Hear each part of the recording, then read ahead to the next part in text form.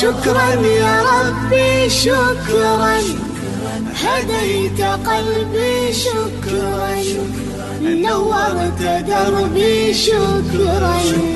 شكرا يا رب يا منزل القرآن، يا خالق الإنسان. در ظاهر هر مسلمانی بنده خداست، ولی اینطوری نیست. امروز داریم میبینیم که هر مسلمانی بنده خدا نیست و بندگی خدا نمیکنه. پس باید خدا اجازه بده تا بندگی خدا بکنیم. آیا مسلمان شرابخوار داره بندگی خدا میکنه؟ مسلمان هست ولی شراب میخوره. مسلمان زناکار، مسلمان رباخوار، مسلمان ظالم، مسلمان فاسد، مسلمانی که مواد مخدر مصرف میکنه، مشروبات الکلی مصرف میکنه، نسبت به ناموسش بی‌تفاوته. آیا این مسلمان بندگی خدا میکنه؟ پس خیلی مواظب باشیم که به صرف این که مسلمان باشیم و تو یک شهر مسلمان نشین زندگی بکنیم و آبا و اجدادمون مسلمان باشن، این کافیه برای این که ما بنده خدا باشیم.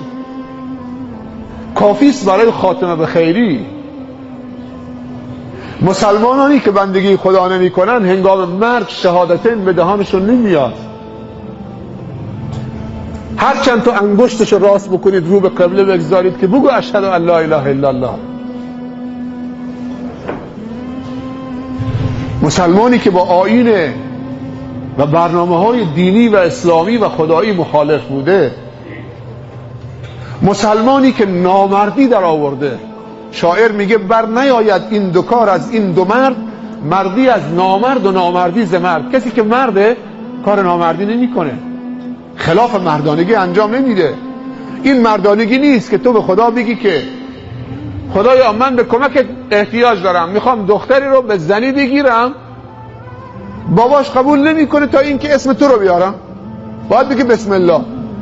خیلی از علمایی که میرن صیغه عقد رو میخونن عاقد هستن، تازه دست داماد میگیرن. تو خیلی مناطق به داماد میگن 10 بار بگو استغفر الله. حالا دست راستش گرفته تو دست همون عالم، تو دست خودش گرفته، میگه بود 10 بار بگو استغفر الله. خدا رو ازدواج میکنه، داره صیغه عقدش جاری میشه، گناه که نمیکنه که تو بهش میگی بگو استغفر الله. بعد که 10 بار گفت استغفر الله، حالا میگه 10 بار صلوات هم بفرست. صلوات هم میفرسته. میدونی معنیش چیه؟ معنیش اینه که این عالم میخواد که این جوونی که میخواد صیغه عقدش خوانده بشه، اگر اشتباهایی هم داشته، لغزش‌هایی هم داشته، چون الان آماده است برای تکوین یک نطفه، میخواد که جشن عفت برپا بکنه، با 10 بار استغفار میخواد پاک بشه. وقتی که تو جلسه عقد مینشینه از همه گناهاش توبه کرده باشه و 10 بار صلوات هم بفرسته که زندگیش با برکت بشه. یعنی نقطه آغازش، نقطه شروع زندگی مشترکش نقطه با برکتی باشه. علما میگن 1 بار صلوات 40 تا فایده داره. یک فایدهش این که خداوند 10 بار برش درود میفرسته. تو کتاب التقاط الدرر و اختطاف الثمر 40 تا فایده برای 1 بار صلوات چه بیان شده. انسان مسلمان کار نامردی نمیکنه. به خدا میگه من نام تو رو لازم دارم، صیغه عقد خوانده شد، حالا به خدا میگه برو دنبال کارت. حالا دیگه ارکستر میخوام که بزنه و برقصه و زنها برقصن، ارکستر سکران، مست، چشتران، میخوام عیشونوش بکنی. دیگه نام تو عروسی بردن حالمونو به هم میزنه، عروسی رو تبدیل به ماتم میکنه. نام خدا که باید تو مساجد برده بشه، نام خدا تو حج. یعنی کسی میخواد ارکستر رو میخواد بزنه بگه بسم الله به نام تو میخوام برقصم؟ شنیدید کسی بگه بسم الله میخوام برقصم؟ بسم الله میخوام شراب بخورم؟ اصلا این تو با هم هماهنگی نداره. پس نام خدا رو دور بریزیم تا بهمون خوش بگذره، تو عروسی شاد باشیم. این بندگان خدا کم کم دارن میان. قدر این ایمان و توکل و اعتقادتون رو بدونید. التماس ما نکنید. تعهد به خدا بدید. در حدیث قدسی داریم که اگه اشتباه نکنم، حالا شاید قدسی هم نباشه، که خداوند گفته یا پیامبر صلی الله علیه و سلم فرموده هر کسی خوشنودی و رضای خدا با خشم مردم بخره، خداوند دل اون مردم هم نسبت به او چه میچرخونه و خداوند محبت اونو تو دل مردم جا میده. و هر کسی که خشم خدا رو به خوشنودی مردم که مردم ازش راضی باشن عوض بکنه، خداوند همون مردم رو بر علیهش میکنه. تو همون عروسی که به خدا گفته نه، به ارکستر سکران مست چشتران گفته بله، تو همون عروسیش قتل میشه، تو همون عروسیش دعوا میشه، تو همون عروسیش چشترانی میشه، تو همون عروسی دست رازی به ناموس مردم میشه، تو همون عروسیش کتککاری میشه، عروسیش به هم میزنن، مأمور از پاسگاه میاد، آمبولانس از بیمارستان میاد. در درگاه ما دل را یک دل کن، دچار وسواس نباش، نگاه به این طرف اون طرف نکن. حالا گفتم مثلا چه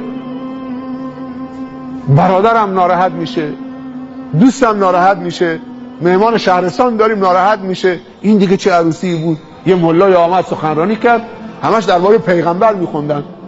عروسی و اسم پیغمبر نمیشه که.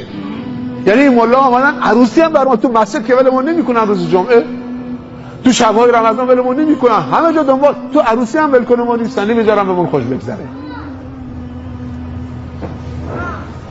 یا ایتها النفس المطمئنه ارجعی الی ربک راضیة مرضیة فادخلی فی عبادی وادخلی جنتی.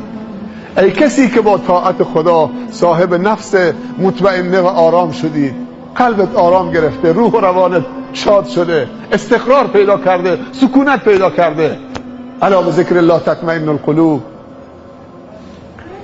بیا وارد بندگان صالح من بشو و وارد بهشت من شو. یا ایتها النفس المطمئنه ارجعی الی ربک راضیة مرضیة.